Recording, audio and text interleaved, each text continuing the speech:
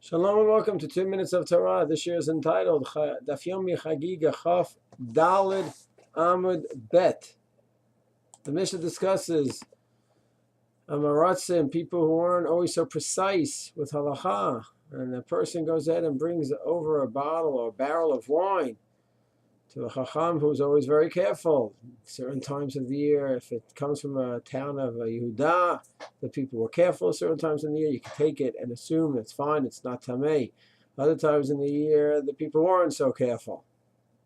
And the person really has to know the halachot of Tamat and Tara and how it would apply to the yain. Question may come up. A person sees, he might detect that you're not drinking the wine that he gave you. And it can be very insulting, it can cause ill will. So there's a halacha of Aivah-where possibly causing ill will to a person would allow a person to compromise in his standards. The answer is yes and no. Depends on the case. It really has to be looked into case by case. A famous halacha would be in Yoredea Kufyud Bet. Person that's careful about pat akum, even if it's made in a factory, he wouldn't eat that kind of bread. For sure, if it's made in the guy's home, he wouldn't eat it.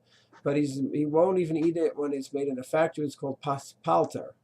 And he's eating by someone who does rely on paspalta, factory bread. It's kosher, but the ingredients are all fine, but it's made by goyim. That's just machlokes, and Rishona could be lenient like that, and the guest is normally stringent, and the host is lenient. So there the Shulchan Aruch writes that the guest could be lenient and he can eat the bread with the person, with the host, so not to insult and not to cause Aivah. So can we generalize from this principle? Absolutely not. Shulchan Aruch makes it clear on the spot in Kufyud Bet that it's case by case. There is a special leniency by bread because that's a staple food and they don't want to cause tension.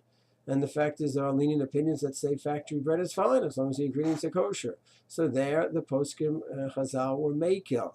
But in other cases, you certainly never want to cause another Jew to be insulted, to feel bad. You don't want to cause Aivah. But halachically, if there's no room for leniency in that specific case, then you have to be a chacham and try not to insult anyone. But if you cannot eat or drink the drink, then you just cannot do it. So in our case, by the truma, which may be tamei, and you have to know all the details, so of course you don't want to go ahead and clearly do something which is going to insult the one who gives the yain to the person. Still, if there's no heter, there's no heter. So it's very, very important that we're makbid in every detail of halacha. We're makbid on Aivah. We never cause a Jew ill will to feel bad, and we try to avoid it at all costs. But halachically, we cannot go ahead and be lenient if there's no place to be lenient. So we have to really know each halacha and each case, what the halacha says, when it's just a chumrah and there's room to be makel, when it's din and there's just nothing, no room to negotiate.